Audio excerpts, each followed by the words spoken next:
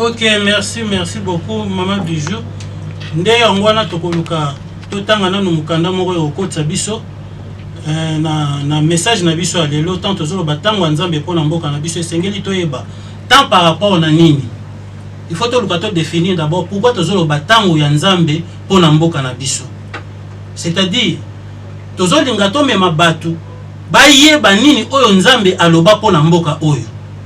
Parce que mutu nyonso tout temps abota maka, je crois baboti na ye babetela ke lisolo tala yo bota maka ozalaka boye histoire no ezalaka boye par rapport na histoire na ye ya vie nde ya mwana mutu akoki kozwa orientation akoyeba nga na kozala nani na vie pourquoi elembo wesalama na vie nanga biloko nino nzamba alakisa baboti nanga tonga na botamaki pour permettre ayeba ko définir avenir na ye afin que aza na parcours akolanda oyo ko permettre à accomplir mission oyela kina mukili. De même soki pona mutu eza ndenge wana lelo tomonaka na kati ya vie ya mutu ye moko nana mutu so aza ko se sentir bien te soit so aza malade amitungisaka amitunaka bi mais finalement nzoto nanga bien te nazalaka boyete alors akosala tout akende pas mutu ko pesa solution entre autres so eza maladie akende mona médecin avec sa médecin en tout cas ndé naza awa nazo nyokwama nazo mona nzoto bien te ako déclarer médecin ko sala diagnostic ou ko permettre à ce ka pesa traitement ou ko sala approprier na maladie ezotungisa nzoto na ye. De la même manière tout le monde rappelle na ba famille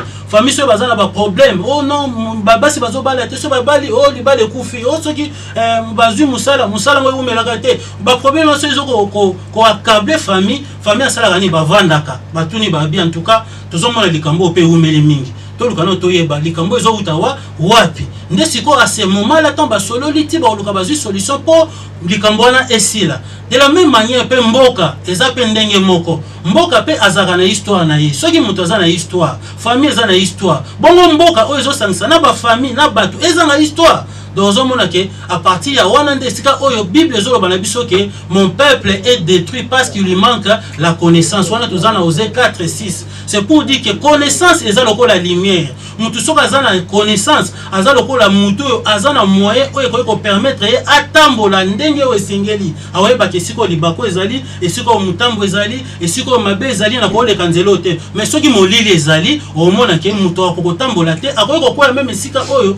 akoyeko kufa te mais akoyi parce que azangi koyeba liboso nanga danger ezali soki biso lelo ba congolais omona ke tozana bambato mayele ebele na kati mboka Kongo OK non mayele wana bazana ngo isiko batanga kina bato mususu na bamboka mususu ta mususu bazokoka ko se développer ba okende liboso mais biso awa omona bato ngoka mayele tant ba kota ta bazaki mayele kote mususu soki bakomi kaka awa ba vandi o politique boye mayele nyoso to esili bakomi na makambo mabe oyo moye basunga peuple bazana esengo ezate peuple azokemba kaka mais oh bazobosana ke soki mboka wana ezalaka na histoire nango oyo esengela ki bayeba po bato batambola balanda po bayeba oh suka na biso ah nzamba lobaka ndebo epona biso mais pourquoi tozosala ngote c'est à ce moment là ndesiko bato bauluka bayeba non il faut tosala yango yango moi tant to la mukaka na 2011 tant to le kaka to ebisa bis peuple congolais ke ozaka peuple ya mukete ozaka peuple ya pasité ozaka peuple o nzamba tiela ka motema nzamba loba makambe belé pe na ba prophète belé pona mboka o ya biso Congo oyo esengelaki to vivre nde accomplissement na yango. Donc nzambe azaka na 4 étapes na ye o asalaka so tanga mukanda ya Romain baoloba ke non ce qu'il a prédestiné il les a aussi appelés, ce qu'il a appelé il les a aussi justifiés, ce qu'il a justifié il les a aussi glorifiés. C'est-à-dire quand on parle de la prédestination c'est-à-dire baoloba la plan ndenge nzambe abongisaka déjà banda kala o nzamba bongisaka esengeli nini esengeli abenga yango tanga ko benga yango ayebisi mutu ngo moni yo ozalaka mutu tel na bongisa ko na boye esengeli osala boye c'est à ce moment là nde mutu tanga ayena étape ndenge yazali na pauvreté na ena masumu na ena mabe na ye nde nzamba kozwa osala nini ako justifier aprendre akoya ko glorifier. Donc ezali étape esengeli ke landama o Congo mboka na biso elobama banda na mukanda ya Genèse tango nzamba zo benga Abraham azoyebisa Abraham alobi ke non ndenge eza wana na sala alliance na yo ko banda na fleuve ya Égypte qui non na Euphrate. Donc asalaki circonscription ya espace oyo nzambe akopambolela Abraham. Donc tozomona ke Nil o ba bengi fleuve ya Éthiopie et ya Égypte comme on a Nil eza na kati Afrique et uta banda na Burundi donc pembeni kaka ya Afrique nzamba sali circonscription nango ti na Euphrates kuna na Israël c'est pour dire que nzamba tant asala makambo surtout avec planning alors yango wana toyebisa Maman Bijou par rapport na terme oyo nde tozokota avant que totanga Bible mais kana koyebisa biso bandeko na Kikongo po omoni ke toza na kati ya Congo central il faut moi lingala moi Kikongo po bato ba se retrouver que non toza na bandeko na biso. Merci papa. Ngeza to bana bampangi ya mono ke mikulu abeto beto mezimbaka na yao. Foto fana kikulu abeto yina beto butuka na yao. Kongo beto melemba bagena kutala kikulu ya beto ve. Yani mosi nzambi gena kutuba na bankulu abeto. Samu na Kongo na ba lien to masa kote ya ba famille, ba lien ya mudei na kote ya ba bakala ya bana ya ke mingi. Ya beto olomba la mpangi na beto. Beno zibula makutu ya beno kuwa ndinga ya nzambi gena kupesa mayele ke kuza vuluso ba moyo ya beno. En tout cas nzambi bikani simba bantima beno place beno kele. Beto vutuka na tangu ina beto zabaka ke beto kena mto fanele na tango mobutu beto fana mona ke oui kinzambi gena kutomboka na kati ya Kongo awa. Me bubu ya kinzambi mekumu ya kumuangana. Mutu na mekumu na destination ya ni mosi. Beto vutuka na kinzambi na nzambi tule beto tuadisa kisalu na sa beto vutsa Kongo na sika nanti beto vwanda beto sala kisalu na nzambi kena ya besoin beto zola ku futumuka vena diambu ya imbi ya kena kuza kubebisa moyo ya Kongo beto zola Kongo ya vone ya kusambuka Kongo batula maboko beto kona na ntwala beto zola kufutura manima ve passe me katuko beto mezaba me kwa beto na kuona 2023 beto soba mavanga bapanya mu beto zibula ntima beto zibula makutu beto zibula meso samu na kumona. Merci papa. Vraiment merci. Faut autant la référence na biso na mukanda ya Ecclésiaste chapitre 8 verset 9 potokota vraiment na kata mozindo ya émission na biso. Wana Bible et le Biboye. J'ai vu tout cela et j'ai appliqué mon cœur à tout ce qui se fait sous le soleil. Il y a un temps où l'homme domine sur l'homme pour les rendre malheureux. Wana tozomona Ecclésiaste c'était le roi Salomon ndakoma qui livre au Ecclésiaste donc c'était un roi sage. Je crois mutunyo surtout atanga ka Bible to ayoka disolo ya Bible ayebi ke balobara Salomon un sage roi wazaka ko régner na kati ya Israël après roi David wazaki mwana David donc au même Christ azo reconnaître que na ta wana ti tant Christ ayaki mutamayele ya bwanya lokola ya zalaki te asaki mo expérience pe na mokili nde ayaki ko koma na ba conclusion na livre oyo ya koloba ke amoni makambo ne ezo salama na se ya mokili oyo pe ataki motema ne mobimba pona koyeba nyonso to ezo salama mais ayeko comprendre que il y a un temps pour tout,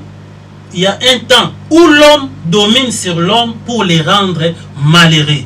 Donc c'est-à-dire asala ki constat wana ke mutu oyo azana mo pouvoir na kata mokili asala ka tout a régner likolo ya bato mususu pour rendre bango ba malheureux donc ye azala toujours na sengo bango bazala toujours bato apasi oh ezana principe mo bato ba mona lokola baza ba kolo mokili babenga bango les maîtres du monde parmi ba ici principe na bango totanga to laksa bino na temps wana pona otala ke mokili otozo zala diriger na bato tamusu to enviaka to ke na mboka na bango to sala boy mais or en réalité baza bato ya malamu te donc bazui mo bozui na ndenge moko boya camouflage ya koluka ko dominer bato ko créer mo terreur ko terroriser ko coloniser bato ko botola bango o eza bongo bozui na bango pour permettre bango ba dominer sur bato wana nde bango bazolinga batikala toujours puissant ba o baza faible bazala toujours faible ba dépendre toujours na bango ya omona lelo na bamboko eza sous développé entre autres en Afrique o ezalaka première puissance mondiale banda na ebandela mokili et siko nzamba salaka ke ba richesse vanda mokili mobimba ba banda ko vivre à partir d'Afrique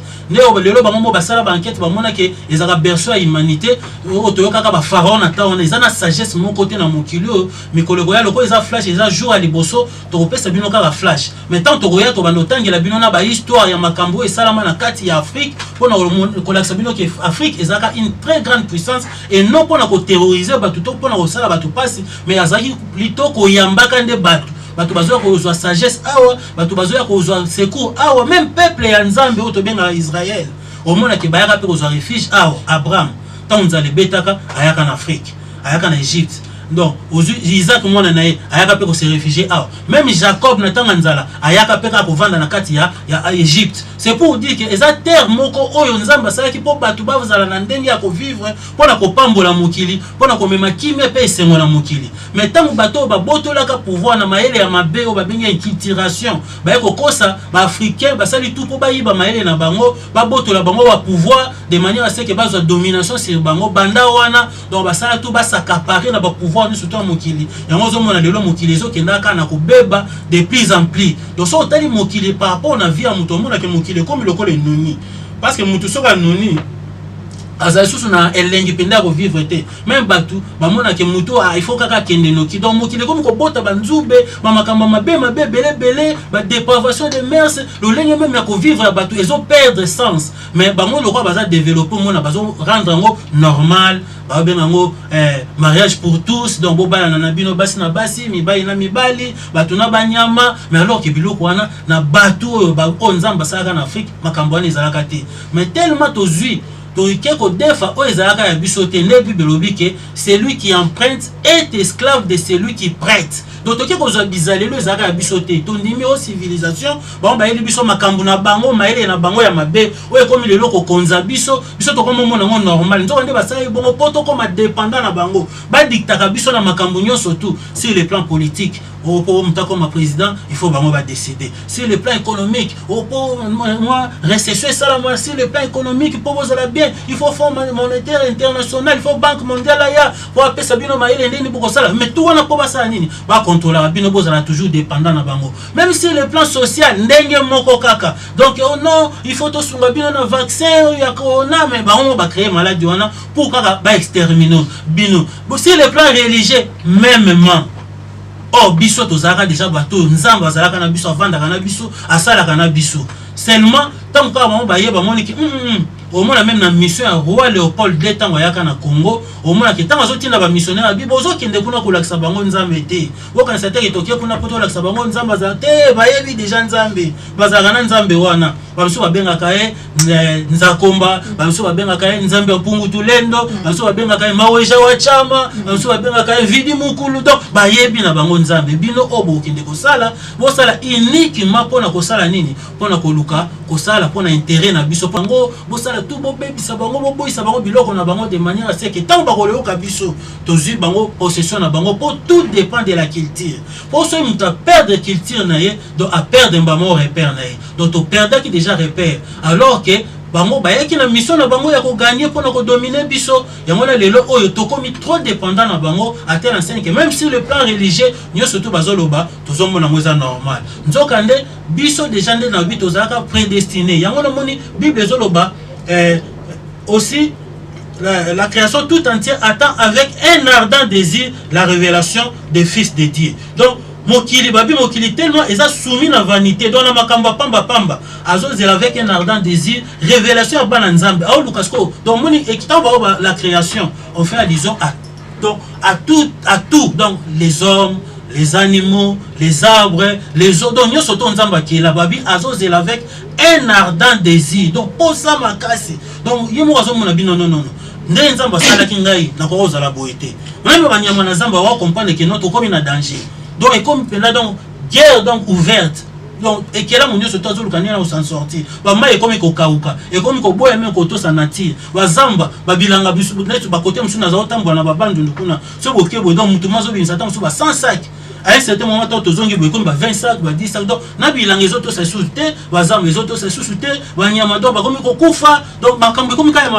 mabe pour nani batu ya mabe ba komi ko réunir na kata mokili. Ya ba bi bazozala la révélation ya bana ya nzambe. Donc bana ya nzambe ne ba moni sama. Oh bana nzambe za banani eza bato batambolaka na molimo ya nzambe. Oh bato wana batambola na molimo ya nzambe nde to koluka to mema bino po boyeba. Batango wana batambola na molimo ya nzambe pourquoi tozolo ba ketango nzambe koki pona mboka na biso. Tolo ba ketango nzambe koki pona mboka na biso nde totanga na Ecclésiaste. Il y a un temps pour toutes choses sous les cieux. Ce qui est en attendant que Isaiah kolela, c'est ils en attendent sous Isaiah ya esengo. Là on a bâti, ce qui est en attendant que la promesse, c'est ils en attendent sous la réalisation de la promesse. Ce qui nous envoie la kaki, nous envoie ça tout est pas quoi ça. On nous envoie la kabi son boka na biso oyo, ezali mboka moko oyo ko jouer rôle ya premier plan. yango na komona même ata Pape François tango aye awa na ebité se batu batanga discours wana tango azotanga ngo se baluka ibayepa parce que tanga on a latin mais ba version nango française ezali qui de manière à ce que amemela bino congolais pour y a chef spirituel dans le monde lelo sur le plan spirituel ba religieux za nango ebele mais muto azana préséance c'est le pape et alors que religion telle c'est dans le monde spirituel bateau baza esprit ba que c'est le pape qui prend yene muto za le roi des rois et seigneur des seigneurs au moins que tango lingaka ya anga na makanisa mususu mais nzamba permettre qu'il ait azwa ki dérangement à l'école ti aya ko sa 40e voyage donc babi aya ko ya na 40e voyage pour après on attend abukana akenda côté ya Amérique latine kuna akenda ki après aya ko ya comme 40e voyage na c'est très significatif yango moni biso tant ya na message wana ezaka na ba chiffre 4 nzamba yesa biso chiffre 4 na 4e jour ngana nzamba na saki ba liminaire pour ça ni pour éclairer na o ezala ki molili mais sika oyo na premier jour, babaki, la terre était informe et vide, et qu'il y avait les ténèbres qui couvraient la surface de la terre. Seulement l'esprit de Dieu s'est mouvé au-dessus des eaux. C'est pour dire que quand Dieu dit que la lumière soit, et la lumière fit, et Dieu vit que la lumière était bonne, il appela la lumière jour. Au moment que tant que la lumière est là qui bien, avec un jour, c'est que dans votre ténèbres, on est qui a des ennuis, c'est qu'il y a qui bien. Donc, le premier jour, il y a qui bien. Mais le 4e jour, on a pensé pour la liminaire, on peut s'en valer entre autres, et ça la sansa, et ça la étoile. Il y a un temps à ça, il y a un que non, nous avons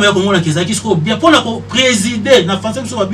pour présider, dans la journée, dans la boutou. Ou version pour éliminer, donc c'est-à-dire pour régner, c'est ça la justice. Or, quand on parle de la justice, on fait allusion à l'application de la loi. C'est la loi qui démontre la force même de la justice. Oui, bien, la loi est respectée, la loi est c'est la justice exacte. On a ce que Moka est comme faible. Or, quand on dit que c'est la justice qui élève une nation, c'est-à-dire que Moka, ils ont assuré justice na cadre ya appliquer loi pour tout le monde, donc il y aura l'unité. Batu ba sangana o se batu ba sangani ba constituer ba benga ka force nde ya monde sala kale makasi ya mboka pour ba kende liboso afin que ba appliquer o nzamba bonsa pona bango yango tant toujours ba tango nzambe pona mboka na biso. C'est pour dire que ce qui autrefois ba promesse ezalaka mais biso toyebaka ngote parce que ce toyebaka moi j'ai toujours dit que nzamba confirmer que tango yebsanga na première fois tant na yaka que na chiffre 1 yebsa ba congolais que batikala koyebanga te ngana hésitaka na boya kama ngabi non Seigneur, comment moi je peux aller dire à tout un peuple qui prie jour et nuit et consort qu'ils ne te connaissent pas? On risque, même si on était en Israël, on allait même lapider, mais on va lapider dans nos rôles mais au fur et à mesure tant nzamba pisinga sango que le coup dans la basala nzamba na partager na bango na ko se rendre compte que non c'est réellement Dieu a raison. Donc batu ba bien nzamba te parce que ceux qui nzamba a télémende nzamba télémaka na Israël na tanga passe na travers ya mutu moko ya tindaka na kombo ya Moïse aya ko yibisa bango ke ngai nzamba tindinga nzamba ba papa na bino pona ya ko kangola bino na kati ya boumbu ceux qui bango ba boya kié banga bazala délivrer te. Mais le quoi bayoka qui va comprendre que non makambo ici c'est vrai donc concerné pe na moko na biso toyoka kaboy donc c'est que to sangana autour ya mutu oyo poto sa nini poto longwa na kati ya passion tozali tant basangana ki autour na yende basala ki nini babima ki bakendaki mais lelo oyo batu soit disant bazo sambela nzambe apesa bilaka na mboka oyo alobango na kati ya Bible oyo bango baosela eza belé to kotanga ngo moko sima mususu bomona keno nzambe penda alinga mboko pa aloba makama malamu pona mboka oyo. Donc entre autres to kotanga ba Isaïe 18 to kotanga ba Sophonie 3:9 donc moi pena nzambe azopesa avec précision mboka oyo alobi que vous tous habitants du monde et de la terre écoutez la trompette qui sonne au-delà des fleuves de l'Éthiopie, dans un pays entrecoupé par des fleuves. Donc, nous avons une description pour dire que il y a un moment où nous avons dit que Bino surtout Mokili Mobimba, na terre, quand on parle de terre, c'est Israël. Parce que Israël, c'est la terre sainte que Dieu avait donnée à son peuple. Mais Mokili Mobimba, les restes de la nation, nous avons dit Bino Bato Mokili Mobimba. Pena yo Israël, yo mabele, bo yoka, trompette, où ils ont sonné au-delà des fleuves de l'Éthiopie dans un pays entrecoupé par des fleuves. C'est pour dire que nous avons déjà. Tant que Isaïe Zolo Bango, on attend un coup de Christ dans la botanité. Mais on a que Christ est en train de sous. Avec confirmer les mêmes messages. Moïse a l'oba quand on a Deutéronome 32:21. Azoïbisa Israël a l'obi na bango Israël. Bino makamunyo surtout nzamba sa ele bino vraiment. Vous avez na Boumbu na Égypte. bozaki kolela nzambe atinde bino muta bikisi bino amemi bino na désert alesi bino même na désert ba mapa ba misuni oyo kuta na likolo ezo kitana se abundeli bino ba bitumba oyo bato bino bozali makasi te apesi bino pe kimi akoti bino na mboka lelo wanku na désert abi azolesa bino azokipe bino pa laki bino mboka ye oyo esika miele kobima na miliki mais ozwi ngana salika mo déplacement moke bokena bino ko adorer ba idole boke ko pesa confiance na oyo nzambe te alors nzambe alobi boy ako susciter pe jalousie na bino ako na peuple na oyo za peuple te na abi peuple moko azali sans intelligence une nation insensée ayebisi bango bongo etikala ki promesse donc nzambe alaki bango ke bino de boza awa nzambe ako susciter jalousie na bino po bomona ke bino ngana linga bino ngai nzambe na bino bokomisanga propriété na bino so ngana zo sala bino malamu mais bino bozo sala nini bozo kendaka ogumba mela o azan nzambe te po bo susciter jalousie na alors ngape nzambe na ko susciter jalousie na bino na oya za kutu nzambe oya za kutu peuple te ta abenge kutu za peuple te abi une nation insensée un peuple sans intelligence siko lelo to kende après ata to ya malembe poto koma la komema bino bo comprendre ke mboka mo zamboka na biso mais na ipsi bino déjà zamboka na biso lelo oyo nani to ko benga zoba muto aza zoba eza mutu oyo azana makoki mais azokoka ko exploiter makoki na yete po azala ere to po za solution na ba problème azana ngo to pe azana kimia par rapport na ba difficulté oyo nyoso to azana ngo mais azana ba makoki nyoso to lelo ngata on a benga ki pao ba benga paradoxe ya les géants affamés assis sur un sac de foufou c'est-à-dire mutamaka sazana mbinga mavandi likola sac ya foufou mais azolela nzala ngai na usuka ndeni donc azolela mais avandi likola sac ya foufou donc c'est un paradoxe les autres quoi Congo problème un scandale géologique oh Mathieu Bouyebimi bato poto ozomona ba pays développé bazo envier bino bazo ya bazo sala tout ba déstabiliser bino na ba guerre pour ba sala tout ba kosa bino moniro ya za monde kono te boma sala boy ba koti tribalisme ba koti ba sécession ba rébellion omona ka ba congolais ba trahir na mama mbomuke bo atrahir mboka na ye mais azo bosana ke bato wana bazo tinda ebongo bazo lula ndeye Omo les autres mutu mususu mona alula mwasa ya mobali wana mwiki ngana leki mobali wana boga na leki na la siko na kosa ndeni mona ke kuna ba ani siko ko diaboliser au diaboliser ta musu mobali ka wana moni mosona chel azandumba yolanda mona bo na ngana mona kutu jomo azo fina kuna ba o akota ka zu ata mobali oyo ka bongo non je saka ndumba di kende abengani toi pour ni mission les a accompli à récupérer moi aussi à combien de la même manière bateau baza puissant tellement bayebi bino bozo yebate makamu nyusto monaka awo force na ngeza na spiritualité tout s'est passé le monde spirituel dans la parole de Dieu parce que la parole de Dieu est esprit et vie. Quand Dieu dit quelque chose, il faut to luka to kota na esprit nzambe pour to comprendre makambo nzamba loba ezala ki po sala ndenge nini to rolanda ngo pe ndenge nini. Mais so to zo rate wana te net dernièrement na to ça na to expliquer bande comment na réseaux sociaux batu ba sepel mais mususu abi te makambo nzambe wana yango te yo lungi makambo nzambe te siko makambo yo zo mona ke batu bato maele ba vandi ba ko ko solution te ezo laksa nini. C'est que bato comme na suka ba bisika mayela bato suka ka nde nzambe bandaka wana siko so ibino bozo boya nzambe mais bozo bunda bo meki bo isimbite oh élection bo bandi élection bo bandi na bo oh président na yete mais bo voter oh mususu yete oh mais finalement bo changer ta 1 million de président bo kotika oza jamais satisfait parce que système même politique obino bozo salela eza nango ya bino te biso to za bato ba démocratie tikala ozala jamais adapté na mboka na biso mais to lingi tellement ko copier nyoso to na ba maître to zo mona ke ba onde ba chef na biso bozo landa ngo na pesa exemple moko moni mboka mutu po mboka eba source na ye to base na ye il faut recourir na intérieur na ba mboka na ba kati na to na ka question est-ce que na ba mboka kuna na yebi ke bato bazo landa biso même na niveau ya mboka démocratie ezala que non pour nos chef coutumier boya bosangana oh kingani famille tel bo voter démocratie za raté parce que biso tozana système royal étant donné que bamboka na biso na kati kuna donc ezaka ba ligne bato bayebani ke bazala baduki bazala bamfumu bazala bakumu donc ezala ka bongo même atana baluba ezala na bakongo ezala na bangala ezala na ezandenge wana donc muto abongama déjà kozala mukonzi atala déjà préparé na yango ki ozala ka chef tanga kokota wana pe ala introniser pe simplement akamba pe mboka normal batutu bazoto sa ba opesa bato pe makambo zo tambola normal malgré na niveau nde ya likolo tango bozui bo défi loko eza ya bino tende no bi muto a defa ke loko eza ya yete akoma ne moumbu ya kolo loko wana donc boko mika no surtout ba dicter bino il faut bon dimakaka oh bobo nzamba ponela bino nini bobo zonga boyeba o nzamba loba et permettre bino za lokola orientation to lumière oyo ko guider bino de manière à ce que boko mana destin na bino to boko mana objectif oyo ezalaki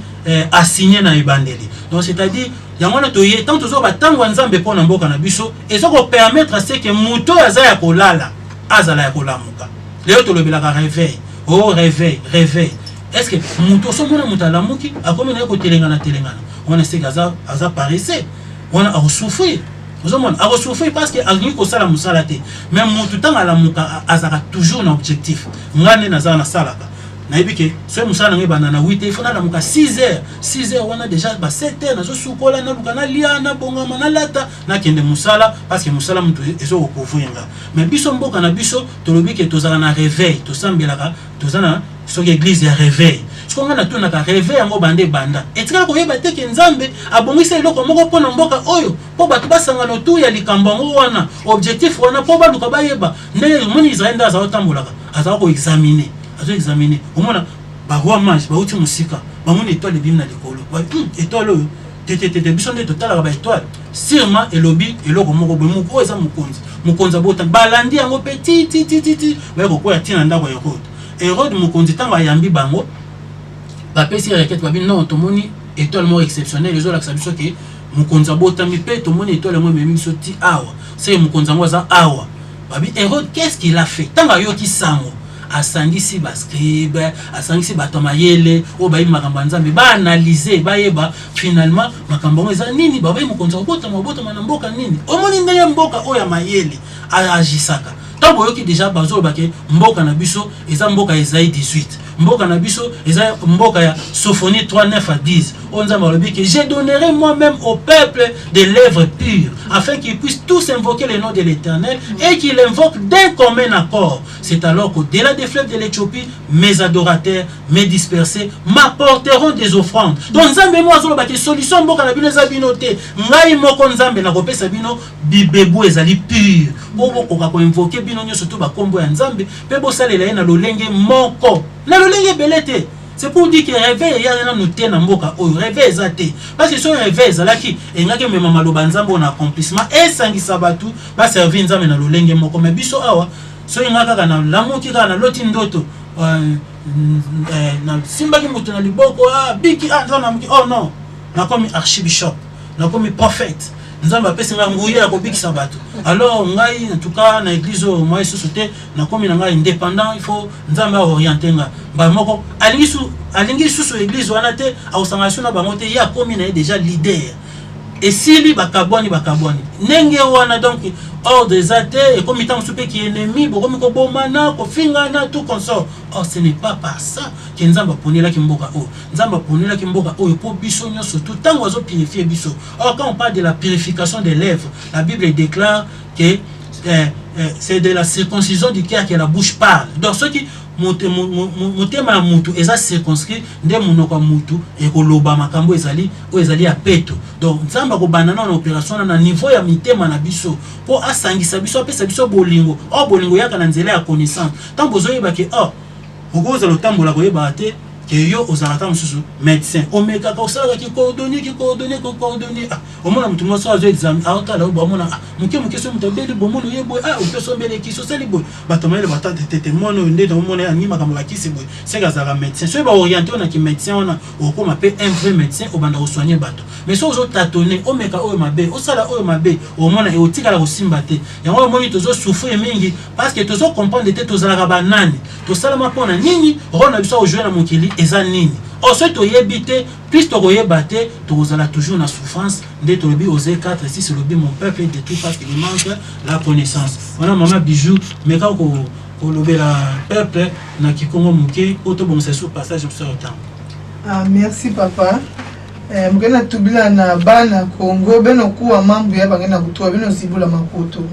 baina kia kuleka beno lamuka beto sadila nzambi ya imekuzila beto ya kedika beto bika kukotsa potakale na diambu ya imetadila mambo nzambi beto kena mwana binzami nzambi mefuluka na kati ya Kongo au me ba solution kelefe betige nata bato na église basalisa basambila bana kuvuka diaka ve sambitezo ayimbi metelema na ntwala bao yamuna kuloma lemvo na bampangi yamunyo sikena kulana betu na ntangu yayi beno vilula madiela beno zibula mintima sambeto baka ntangwa nzambi na kati ya Kongo beto vwanda ya kusove na kati ya Kongo nzambi metu wangina kuyamdila beto me beto mosi beto zibula mintima beto sama baka mwaya kuyamdila beto mateye neso papa mepesa awa ine kena makutu ya kuwa ani kuwa ine kena ntima ya kulunda ani lunda samna nini yake mambu nzambi kena kutungisa beto beno muangisa ntango ya munu peple ya munu ani kuwa sama beto nanguka beto kuona na Zulu tudile tena kudila nyoso ya kuzamanisa na kati ya Kongo betugena kia dipe mpasi mingi me nzambe kuma na ntango kusadila Kongo mpangi ya munu luzola nzambe bika ya yana na beno na kuwa ndinga ya mfumu nzambe. Merci. Vraiment merci. Wana totangi mukanda ya Proverbe 6:9. Yoka Bible le biboye. Wana isa sagesse biblique ya toujours roi Salomon. Abi paraissez jusqu'à quand seras-tu couché? Quand te lèveras-tu de ton sommeil? Donc yo mutu ya bolembu ya bapongi titangu nini okozala kaka ya kolala tangu nini okolamuka na pongi na yo babi un peu de sommeil, un peu d'assoupissement, un peu de croiser les mains pour dormir, et la pauvreté était cependant comme un rôdeur et la disette comme un homme en armes. Donc kolala pongi belé pe kolembisa lembisa misu pe kokanga maboko babi ke pauvreté ko surprendre yo comme un rôdeur donc mutu aza ko nzinga nzinga pe nzala ekokanga lokola mutu oyo azana arme mais azangi loko ya koboma. C'est-à-dire quand ozoloba tango nzambe pona mboka na biso nde to utoloba oyo ezali introduction eza pona koyebisa peuple congolais yo oyo lemba yo oyo mona ka koma na désespoir yo mona ka non solution ezali sous-souté donc aussi mbate ba msuku to ba tango kala babi ba msuku bazo intervenir babi non en tout cas bina biso to zo ba donc to zo ba mabe to ateka ka mboka ngoba kabola ngabite okola kila mboka no mabete pona pasi yo nde luko yeba pona nini to zo nyokoma il faut yebaka mutu il faut nonde na baki mutu oyo byokomaka soki mutu individu mo sazo nyokoma litaka pour que pas son esila bon siko peuple mobimba peuple mobimba bazo nyokoma de façon oyo eza injustifiée donc tokoki konyokoma te mais tozo nyokoma mais ce que solution eza epa ya mutu apesa bino richesse mutu apesa bino mboka mutu abongisa mboka na bino ezala les plus beaux des pays nde bi bezo benga les plus beaux des pays zana nani moko peut-être ba émission ko ya to bando tela bino na ba extrait ya ba vidéo tala nde ba capturer mboka na biso ba benga les plus beaux des pays otali na ndenge bibeloba donc eza pena mboka na biso mboka na biso biso ba totambola mutu atambola ayebi ndeni mboko nzamba a dessiner ngo donc nzamba a dessiner ezala kota ba zamba ezala kota ba mai ezala kota ba nzete donc c'est ezana décor moko ata ba tozo mona tozo lula ka ba gratte ciel kuna ekokoka na jamais na beauté ya nature. Donc nati eza lokola œuvre ya nzambe o nzamba sala ekoka na jamais na mutu ozomona yango no moni ke bango kuna ba comme na ba problème sérieux sur le plan météorologique ozomona ke ba comme ba changement climatique ba comme ba ke biso nde toza pays solution eza no ka ba langage moko codé omona pe Pape François yeko lo bakeno abibino boza lokola diamant brut donc eza ka ba langage codé mais autant la Bible omona angaka lobani na peuple congolais abi ata boza na ba matière précieuse mais bino boleki kutu ba matière précieuse wana alobaki yango na discours na c'est pour dire que bino bomona kaka yo richesse to zana richesse boy richesse oui nzamba tsaba pesa ngo bino mais na kati na bino moko batu yo peuple congolais ozaka peuple ya nzambe ozaka peuple acquis ozaka une nation sainte ozaka un sacerdoce royal onde yo Pierre azobenga ngo donc ozaka peuple moko nzambe abomba atiela yo motema mais azo zelande tant ekoka mama benye soto sala mandenga lobaka na nani po ba tubaka ngola na mabe il faut que l'iniquité des amoureux atteigne son comble donc nzamba linga mabe omoni mabe eza lokola ndako batongaka alingaka botonga ngo pende ko matina suka ako isango mbala moko. C'est comme ça que nzamba tikaki mabe e régner pende ko matina suka omona même matapo na tango ya Sodome et Gomorrhe ba mabe ezala na bandakala mais nzamba tikaki mabe yango eleka ebele l'été à telle enseigne que juste na moko azalaki kuna na kombo l'autre na ma famille na ye ba se sentir pena mal à l'aise babi bazaki très malheureux ya koyoka ba soupir ba cri ba mabe ya masumu nde pesa nzambe kanda nde yaki ko bomango biso pe de même il faut tous la peuple auto yoka somo toka mawa toka pasi par rapport na mabende ezo sala mana mokili nde ezo beba alors que nzamba pesa biso responsabilité ya ko kamba nde mokili o mobimba donc nzamba pesa biso ndozo mona ba États-Unis na eloko te biso tant ozo règne ya mokili oyo o mona ke mokili ko tambola na justice na unité na kimia na ndenge oyo nzamba ko pesa la biso pouvoir ngo parce que nzamba alaka kiango azo yebisa Israël na Matthieu 21:43 Israël bapusani bazoyoka Christ abete bango lisese alobi na bango boye abi mokonzi moko azaki na vigne na ye azali na bilangane ya vigne alonaki akei azozela siko atiki ne ba vignero bakengela bilanga ya akei na ye musika alobi no nazela temps ya récolte bon natinda bato bakende kozwelanga récolte nanga na bilanga nanga era akei atindi bato tomba akei boye babomi bato wana bakei susu atindi babomi bango peut-être bango ba expliquer bien te bakanisi baza ba miyi bitika na tinda mususu atindi susu misusu bakei susu kuna basani babomi bango lisusu abi non c'est sérieux donc c'est que na moni atinda ka mwana nga so na tindi mwana nanga c'est que quand ba mona mwana nga ba comprendre que mwana nga za héritier ba respecter ba pesa tant mwana kaka kei ba bia héritier donc c'est de récupérer quand to barrer maman to zi bilanga comme nango ya biso moko ba juste mwana ba sani ba barrer ko kisa baluke pa ba jifa tuni bango abibo sko pona bino mukonzi wana akosala nini na ba travailleur wana yoka bango baye bateki azolobela bango abi ndenge za wana il faut penda attirer bango misérablement donc bango ba mikatele etumbu babosana ke ba lobela nde bango